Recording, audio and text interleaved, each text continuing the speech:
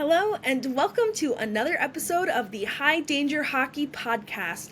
My name is Emma Miller, and boy, do I have some news for you today regarding the future of Connor McDavid and whether or not he's going to be an Edmonton Oiler for the rest of his career, because right now it's very uncertain after some comments from McDavid himself. So we're going to get into that. We're also going to talk about the return of Jonathan Toews to NHL action and the journey it took him to get to this point. So without further ado, let's get right into it and talk some hockey.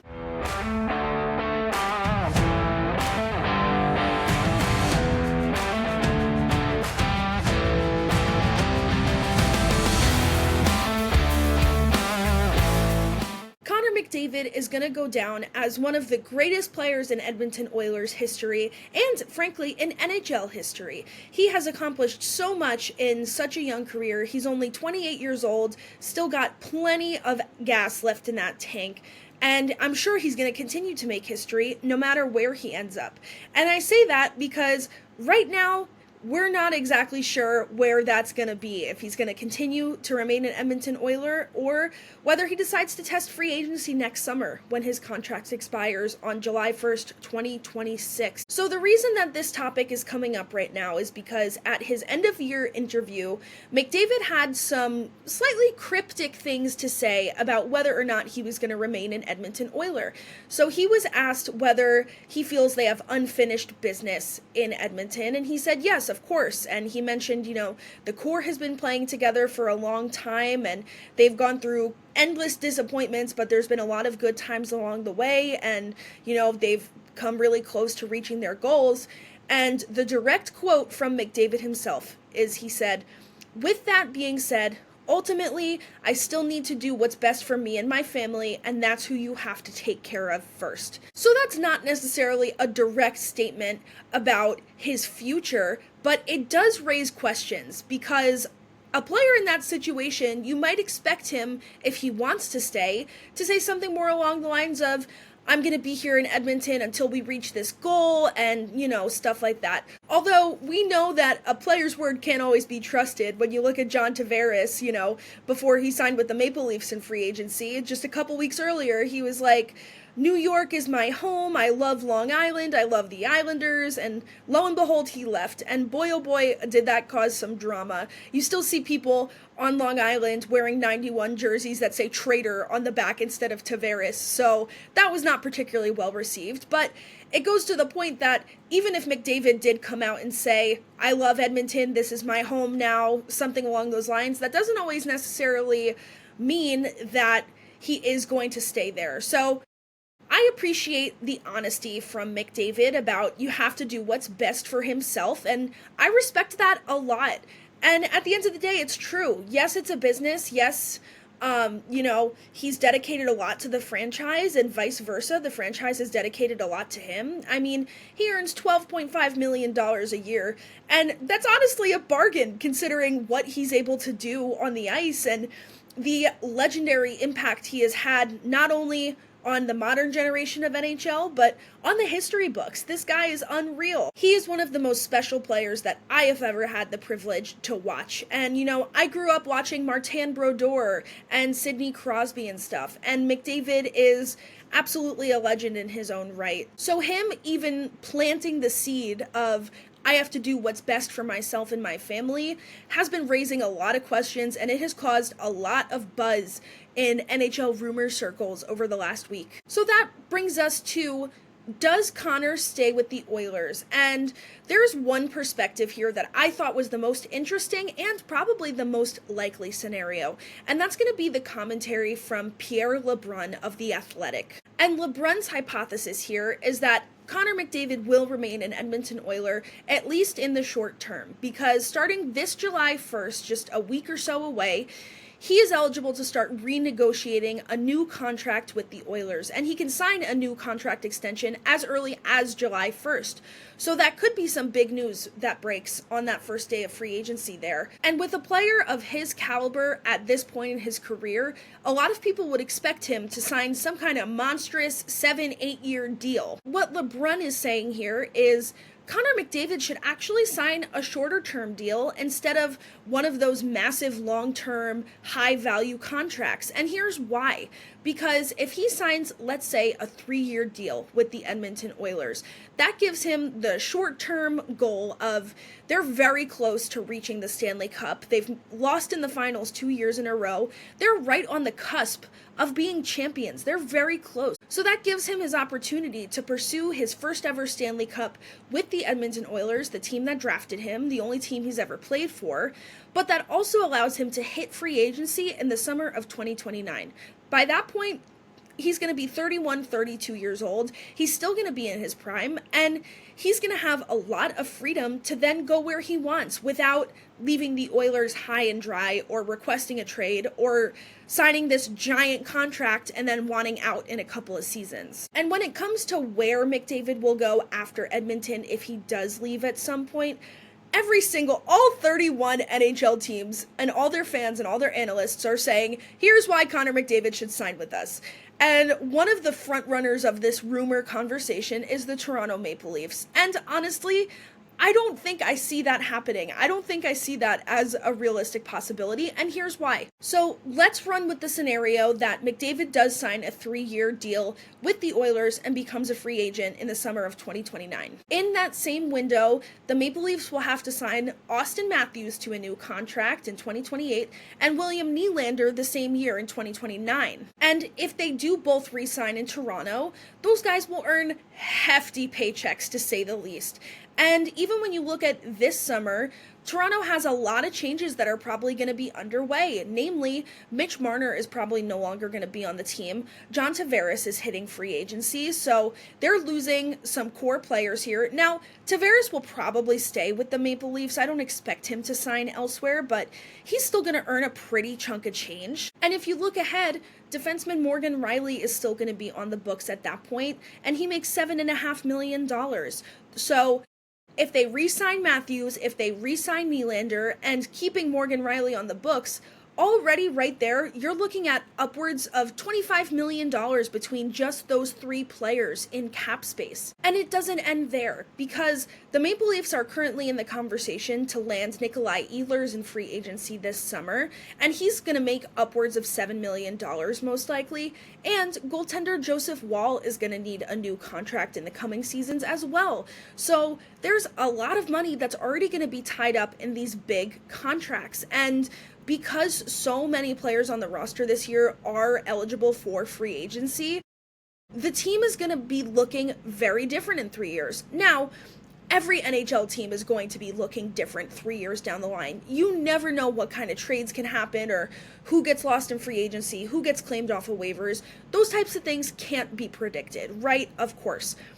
But with the structure of the Maple Leafs team, the fact that they have playoff failure after playoff failure every single year, this year we saw them advance past the first round for the first time in who knows how long. Well, we know how long, but it's been a minute since they even reached the second round. And of course, Connor McDavid, yeah, he could be the X factor that brings them over that hump, for sure. I mean, he could do that for any team practically, but he can't do it all himself, and the Maple Leafs are in a little bit of a retool on the fly, only because they have so many players that might leave just this summer alone, let alone who knows what happens in the next couple of seasons. So will McDavid be a Toronto Maple Leaf?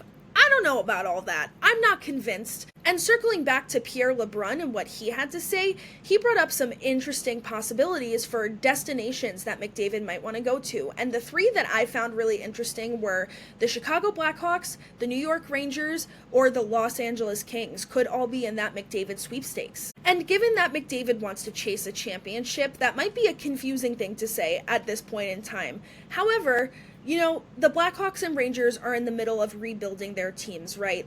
And as I said before, a lot can happen in a short amount of time in the hockey world. Especially, I see the Blackhawks in 3 years emerging as a competitive threat. They have Connor Bedard, they have Frank Nazar, they have all of these young players to shape a team around, and I think by the time we're a couple years away, they really have the potential to start being at least an average team again, if not better than that, because of course they've been bottom feeders for several years now. But how cool would it be to see Connor and Connor playing together, McDavid and Bedard, the player of the present and the player of the future? I think that would be such a cool storyline to see. And again, 3 years down the line, McDavid's only 31, 32, Bedard is still in his young to mid 20s. We really could see the Blackhawks making a lot of progress in just a couple of seasons here.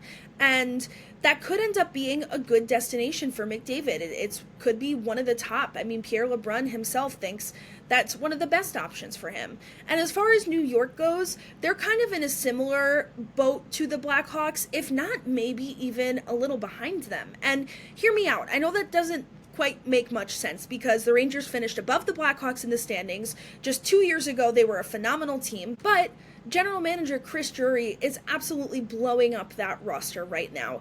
Chris Kreider was traded to the Anaheim Ducks, and he's the type of guy that a lot of people thought should be the Rangers captain. Everyone thought he was going to spend his whole career in New York, and Drury's willing to deal him, willing to deal Jacob Trouba, the former captain, just in the middle of this past season. So he's really in the midst of blowing up the roster. Guys like Mika Zibanejad and Artemi Panarin are starting to get older. So the Rangers are going to be moving towards a much younger core in these next couple of seasons, and depending how they shape it up, they could be in a really good position by the time this hypothetical 3-year contract would expire for Connor McDavid. And let's not forget the NHL draft this year, because some people are saying that it's a little bit of a thinner draft class, and I don't entirely agree with that. No, you don't have many standouts, apart from the first overall projected pick, Matthew Schaefer, and really the second overall pick at Michael Misa, if it does play out that way. They're first and second ranked, of course.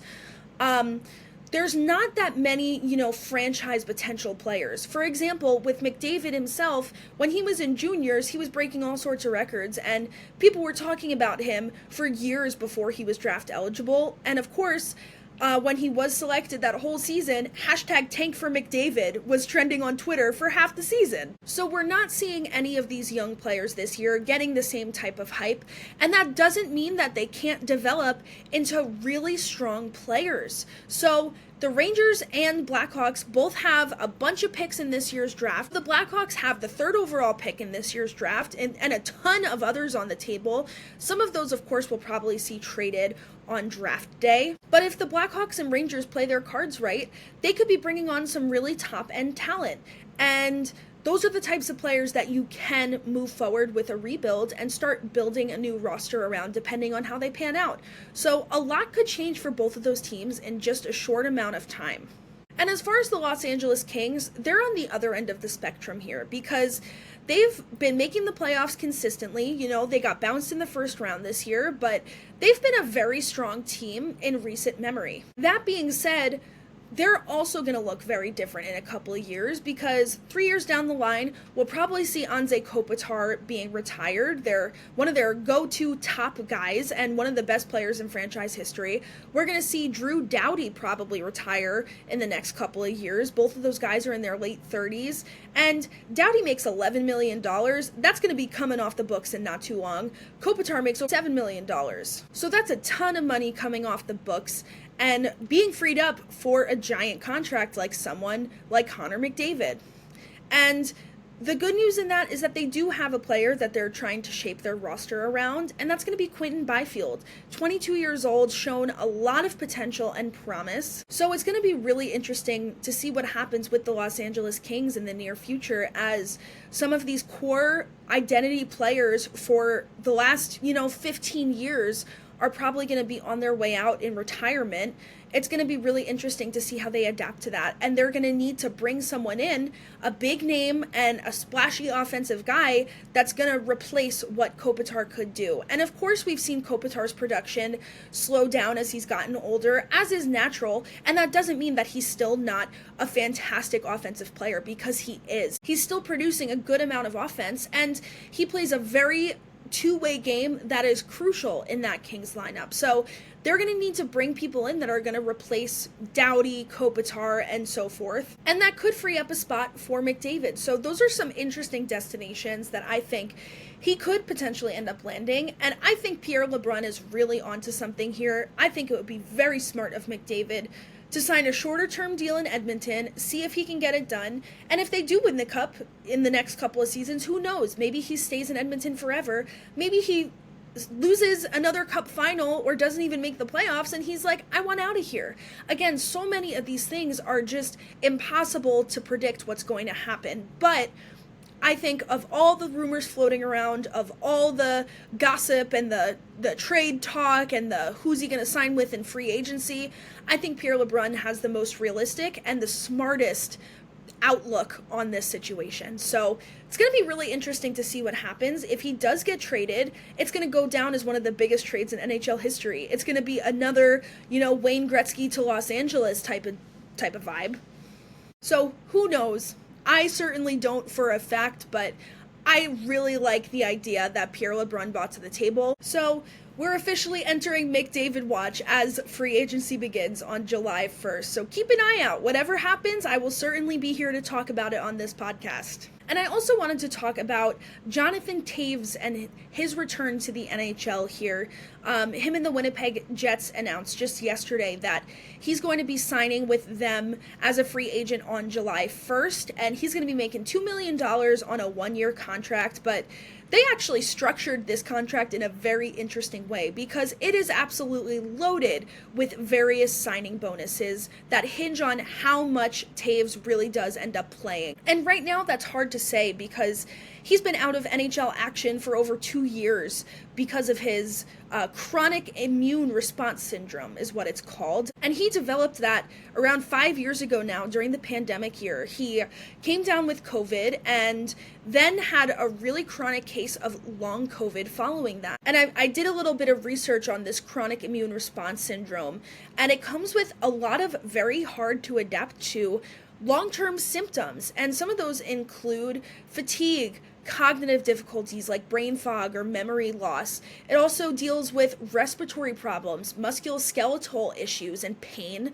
neurological symptoms, digestive issues, mood disorders. I mean, this syndrome really wreaks havoc on your body and mind. So I can only imagine how difficult it would be as a high-level professional athlete having to deal with this, and he still remains playing he missed an entire season that COVID year, that 2020-2021 season. He tried to make a return, and it was really hard for him to deal with, and he took several years hiatus, and I understand that, and I empathize with that, because I can't imagine having to live with that as someone who works from home and does a podcast in her living room, let alone someone who needs to train all day, every day, all year long, rarely gets a break, The NHL schedule is grueling on the body and mind, let alone when you're battling an autoimmune disorder. So it's really nice to see Toews returning to the NHL, and of course with the Winnipeg Jets, his hometown team, He made a social media post when they were announcing the signing about how he was a fan of the Jets growing up, and he posted a bunch of cute pictures of him as a kid wearing little Jets jerseys and jackets and stuff, and that's just a really wholesome thing to see, and you have to be excited for this guy. And something interesting about Toews and his journey to get to this point is he actually went on some kind of healing retreat to India, and he spent over a month there training and meditating and learning about various, meditative practices that I'm not super familiar with, but he made a post about it on Instagram about 6 months ago, right when this was going down, and talked about how much it taught him, and he learned new life principles about taking responsibility for your actions and all sorts of stuff. And I thought that was such an interesting chapter in the book that is Jonathan Toews' career and his return to NHL action. So That's just like an interesting sidebar here. And now, speaking of his contract and the bonuses here, so if he plays 20 games in the regular season, he gets $550,000 in bonus. And the same goes for 30 games, 40 games, 50 games, 60 games. Each of those increments, he would get a $550,000 bonus. And they will give Toews an extra $500,000 if he plays over 50 games and the Jets make it to the playoffs. So there's a little bit of a parlay there, which is kind of funny. And then he gets another $1 million if the Jets win the Stanley Cup. Not to mention another $250,000 for each playoff round the Jets win. So yes, he's making $2 million off the bat from the contract, but he has the potential to make several millions more if he plays most of the season and if the Jets do well in the playoffs with Toews in the lineup.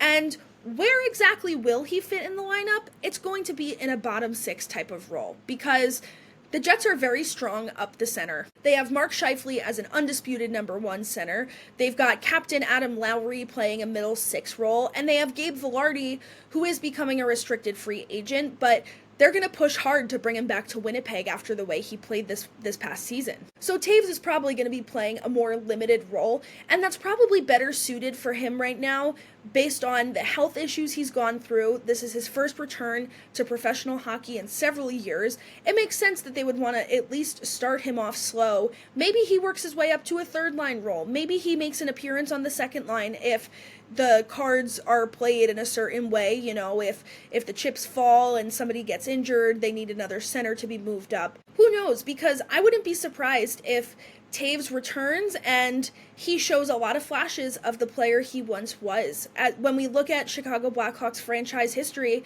Toews ranks among some all-time greats, some Hall of Famers like Stan Mikita and Bobby Hull. He's right in the conversation with them. He leads the franchise with the most overtime goals in franchise history, and the Blackhawks are one of the oldest teams in the entire league, and he's had 16 game-winning goals in overtime. He also ranks 6th in the franchise in both goals scored and overall points.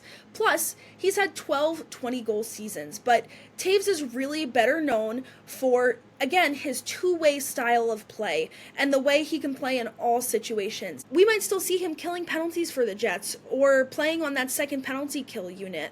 So Toews has a lot to offer by way of playing on both sides of the puck. He even won a Selke trophy and a Conn Smythe trophy. So this is a very decorated player who brings a lot of accolades with him. He also brings a lot of leadership. He was named captain of the Blackhawks at like 20 years old. So this really feels like a perfect signing for the Jets and for Toews on a personal level right now because he gets to be in his hometown. He gets to play a limited role and work his way up. If he plays more, great, but they're only expecting him to play a fairly small role in the lineup for right now, and that doesn't mean that he's not capable of moving into a larger role at some point. Again, killing penalties, maybe on that second power play unit. He can do it all. He can play in all situations, and I'm sure that he still has a lot to bring. I mean, he would not return to the NHL if it was just impossible, and if this disorder was so still plaguing him very seriously. I'm sure he's made a lot of progress in as far as his health goes. So all that's to say, good for Jonathan Toews. It's nice to see him returning to the ice, and the Blackhawks put out a very classy statement about him that the NHL is better with Toews on the ice, and I couldn't agree more. I do still think it's really nice to see him making his return. I think he has a lot of respect as a captain and as a player, and I think he's going to be a good fit on the Winnipeg Jets lineup. So let me know your thoughts. Where would you like to see McDavid end up? Again, I'm sure every single fan of every NHL team thinks that they would be a perfect fit. So I'd love to hear your predictions or what you would like to see in the next couple of years. And what do you think McDavid gets on his next contract? Does he sign an extension? Does he test free agency next summer?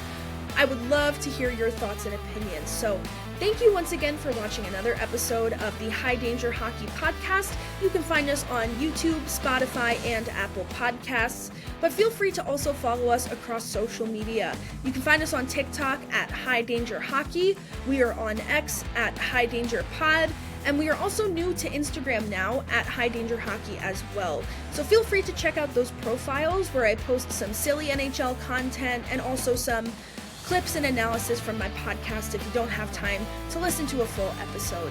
Once again, I am your host, Emma Miller. I greatly appreciate you taking the time to listen with me today. Take care. I will see you in the next episode.